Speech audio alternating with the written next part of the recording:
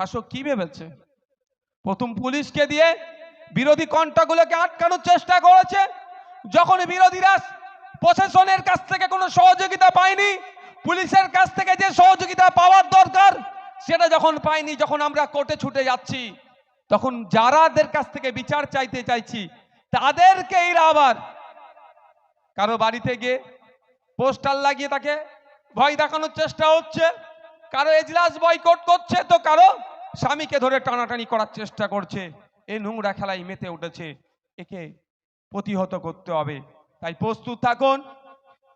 এই ফ্যাসিস্ট চিন্তা ভাবনা নিয়ে যারা চলছে, কি রাজ্য সরকার কি কেন্দ্র সরকার, আজকে আমরা জানি কি বিরোধীদের সব থেকে সুরক্ষিত সব থেকে নিরাপদ জায়গাটার নাম হচ্ছে assembly house, parliament house, assembly house, Rajya Sabha. এগুলো হচ্ছে বিরোধীদের সব থেকে সুরক্ষিত সব থেকে নিরাপদ জায়গা। এখানে এক কথাই বলা হয় যে অপোজিশনের জন্য হাউস বিলং টু অপোজিশন, ওই হাউস বিলং টু অপোজিশন বলা হয়। হাউসটা এক প্রকার বিরোধীদের জন্যই বলা হয়, কারণ বিরোধীরা রাজ্যে দেশে যে সমস্ত অন্যায় অনাচার সংগঠিত হচ্ছে, যে নীতিগুলো চলছে, নীতিগুলো প্রণয়ন হচ্ছে, সেগুলো যদি জনবিরোধী হয়, বিধানসভা লোকসভা পার্লামেন্টের মধ্যে গিয়ে বলবেন, বা জনগণের জন্য কিছু বিল নিয়ে আসা দরকার, সেগুলো উত্থাপন করবে। কিন্তু আজকে কি দেখলাম, অপরাধটা কি ছিল?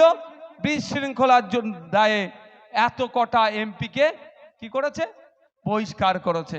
এটা গণতন্ত্রের জন্য একটা ভয়ঙ্কর কালো দিন, গণতন্ত্রের পক্ষে এটা একটা ভয়ঙ্কর দিন, যেভাবে বিরোধী কণ্ঠ হাউসের মধ্যে স্তব্ধ করা হচ্ছে। অভিযোগটা কি ছিল? নাকি বিশৃঙ্খলা করেছে। বিশৃঙ্খলা অবধি যেতে হতো না, পার্লামেন্টে কেস কদিন আগে আক্রমণ করেছিল এক বিজেপি এমপির পাশে, সে পাস দিয়েছে। আপনাদের জানিয়ে রাখি, বিধানসভার মধ্যে সাধারণ মানুষ ঢুকতে পারে না, সেটা সংরক্ষিত এলাকা। ঠিক যে সমস্ত সংরক্ষিত এলাকাগুলো আছে, সব সাধারণ মানুষ ঢুকতে পারে না, কিছু মানুষের রেকমেন্ডেশনের প্রয়োজন হয়। যেমন কলকাতা বিধানসভার মধ্যে আপনি যেতে চাইলে আপনি পারবেন না, ওখানে স্পিকার স্যারকে চিঠি করতে হবে কোনো এমএলএ যে আমার দুজন আসছে, তাদেরকে অ্যালাউ করা হোক। স্পিকার স্যার অ্যালাউ করলে ওই দুজন ঢুকতে পারলো। ঠিক একইভাবে পার্লামেন্টেও কোনো এমপি রেকমেন্ডেশন ছাড়া কেউ ভেতরে ঢুকতে পারবে না। আর স্পিকার ডেপুটি স্পিকারের তো আলাদা ব্যাপার। তো ওখানে যে দুজন পার্লামেন্ট হাউসের মধ্যে ঢুকে কি রঙের স্প্রে নাকি ছড়াচ্ছিল বা যে আক্রমণ করতে চেয়েছিল, ওই দুজন কিন্তু বিজেপির পাশে ঢুকেছে। তা নিয়ে কোনো চর্চা হচ্ছে না। তার নাকি বাংলায় বাড়ি, সে নাকি বাংলার কোন নেতাদের সাথে উঠা বসা করেছিল। আরে কে কখন কোন নেতার সাথে উঠা বসা করছে, কে কার সাথে সেলফি নিচ্ছে, ভাই কি করবে? আমার সাথে রাস্তা থেকে আসতে গিয়ে তো অনেক লোক সেলফি নিল। যেখানে ছাতু খেতে দাঁড়াই সেখানে সেলফি নাই, যেখানে জুস খেতে দাঁড়াই সেখানে সেলফি নাই, চায়ের দোকানে দাঁড়ালেও সেলফি, হোটেলে গেলেও সেলফি, যেখানে যাচ্ছি সেলফি হয়ে যাচ্ছে। তো কেউ যদি সেলফি তুলে অনৈতিক কাজ করে, তার জন্য কি নেতাকে দায়ী করা হবে? এটা সাবজেক্ট ছেড়ে অবজেক্ট ধরে টানাটানি হচ্ছে। প্রশ্ন করা হচ্ছে ওর মধ্যে ঢুকার পারমিশনটা কার কাছ থেকে পেয়েছে? পারমিশন দিয়েছে স্পিকার স্যার। কে ওর জন্য সাজেস্ট করেছে, কে ওর জন্য তদারকি করেছে যে হুজুর এই দুজনকে ভিতরে ঢুকতে দেওয়া হোক? এ কথাটা কে বলেছে? এ কথাটা বিজেপির এমপি বলেছে। তাকে নিয়ে কোনো চর্চা হচ্ছে না, তাকে নিয়ে কোনো আলোচনা হচ্ছে না।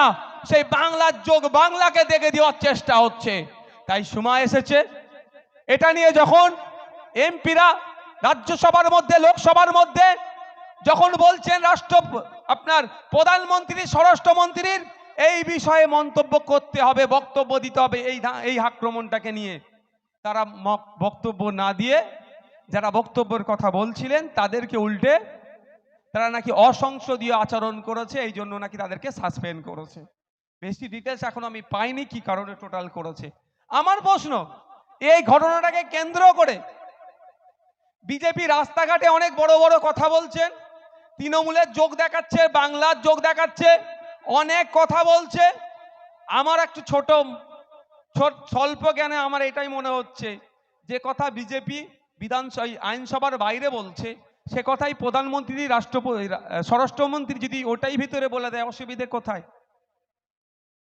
যেটা বলছে তৃণমূল যোগ, বঙ্গ যোগ, টুকরো টুকরো গ্যাং নাকি সব বলে, এইসব বলে দেখাচ্ছে। এ কথাটাই উনারা ওই লোকসভার মধ্যে, রাজ্যসভার মধ্যে বলে দিলে তো সমস্যা মিটে যায়, কিন্তু বলছেন না।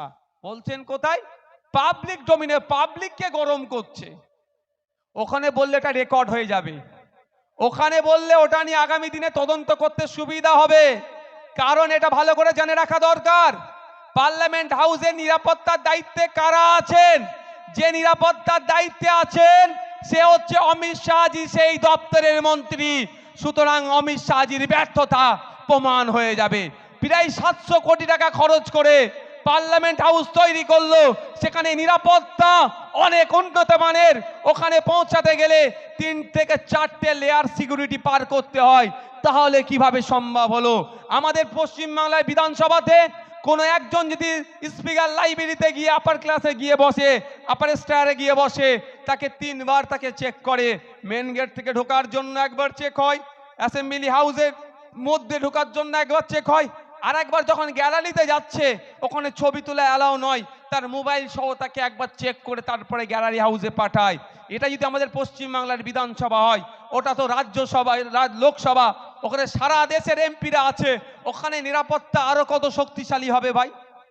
সেখানে মোদিজির মতো মানুষ থাকেন, অমিত শাহজির মতো মানুষ থাকেন, রাহুলজির মতো মানুষ থাকেন, বিরোধী দলনেতার মতো মানুষেরা থাকেন, অধীর রঞ্জন চৌধুরীর মতো মানুষেরা থাকেন, মুসলিম লীগের এমপিরা থাকেন, ডিএমকের এমপিরা থাকেন, বদরুদ্দিন আজমল সাহেবের মতো মানুষেরা থাকেন, আসাদুদ্দিন ওয়াইসি সাহেবের মতো মানুষেরা থাকেন। এক কথায় দেশের আইন কি হবে, আগামী দিন দেশ কিভাবে চলবে, যারা বসে ডিসাইড করে, এই গুরুত্বপূর্ণ মানুষগুলো যেখানে থাকে সেখানকার নিরাপত্তা তো আরো শক্তিশালী হওয়া দরকার। সমস্ত নিরাপত্তা বেষ্টনী ভেদ করে কিভাবে ওখানে ক্যানগুলো নিয়ে ওখানে পৌঁছালো, এ প্রশ্ন কিন্তু থেকে যায়। আর তাকে পৌঁছানোর জন্য হয়তো এমপি জানে না, আমি সে বিষয়ে এমপিকে দোষ দিচ্ছি না, কিন্তু ওরা ওখানে যাবে।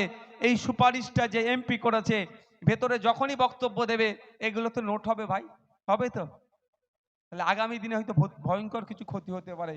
সেই জন্য বাইরে, পার্লামেন্ট হাউসের বাইরে, রাজ্যসভার বাইরে অনেক কিছু বলছেন, ভিতরে বলছে না। আর এগুলো যখনই প্রতিবাদ করছে তখন কি করছে? এদেরকে সাসপেন্ড করে দিচ্ছে। হ্যাঁ, আমি তৃণমূলের ঘোর বিরোধী। কেন বিরোধী? তৃণমূল মানুষের গণতন্ত্রকে হত্যা করেছে।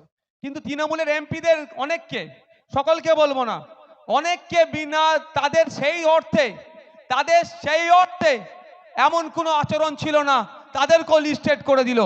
অনেক বিরোধী দলের এমপিরা সেই অর্থে তাদের ওই ধরনের কোনো আচরণ ছিল না, তাদেরকেও বহিষ্কার করে এক প্রকার বিরোধী শূন্য লোকসভা করলো। যেটা 1950 সালের পর থেকে 2023 আমরা স্বাধীনতার 75তম বর্ষ উদযাপন করলেও আজকে মানুষের কিন্তু সেই যে দিনটা রচনা করলো, ইতিহাসের একটা কালো দিন, ভারতীয় ইতিহাসে, স্বাধীন ভারতের ইতিহাসে, সংসদীয় রাজনীতিতে সর্বপ্রথম এটা ইতিহাসে আসলো।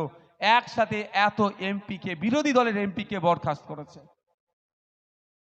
মহুয়া মিত্র প্রসঙ্গে আমি আসছি না, মহাশয়ের প্রসঙ্গে, সেটা এথিক্স কমিটি আছে, অনেক সিস্টেম আছে, অভিযোগ আছে, আমি তাকে ধোয়া তুলসী পাতাও বলছি না, সেই বিষয়ে আমি বলছি না। কিন্তু এই ঘটনা যেভাবে ঘটলো, হ্যাঁ 2-4 জন হয়তো অসংসদীয় আচরণ করেছে, তাদের বিরুদ্ধে ব্যবস্থা নিক, সেটা বাদ দিয়ে কি করলো, সমগ্র বিরোধী শক্তিটাকে এক প্রকার নির্মূল করে দেওয়ার চেষ্টা হচ্ছে। এই তো ফ্যাসিস্ট চিন্তা ভাবনা। যারা দেশের সংবিধানের শপথ গ্রহণ করলো, তাদের আচরণ এইভাবে কোনোভাবেই মান্যতা দেওয়া যায় না।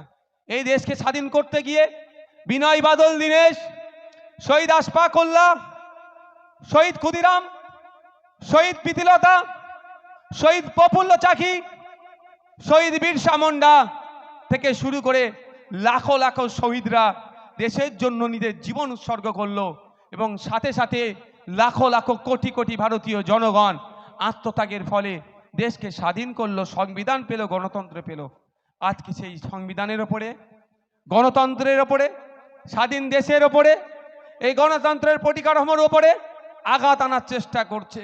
তাই বন্ধুগণ, আমরা যেমন রক্তদান শিবির করে সমাজের মানুষের কাছে বার্তা দেওয়ার চেষ্টা করছি, ঐক্যের কথা বলছি, ঠিক একইভাবে এই ক্লাব কর্তৃপক্ষ যারা আছেন তাদের কাছে অনুরোধ করব, আসুন এগিয়ে আসি, মানুষকে সংবিধান পাঠের প্রতি উৎসাহিত করি, আমাদের সংবিধান আমরা পড়ি। আমি আশা করব আগামী দিনে আমাদের চাপাতলা অঞ্চল কমিটিকে এবং গাংনিয়া ঐক্যতন সংঘের যৌথ সহযোগিতাতে এমনও প্রোগ্রাম হবে, নো ইওর কনস্টিটিউশন প্রোগ্রাম।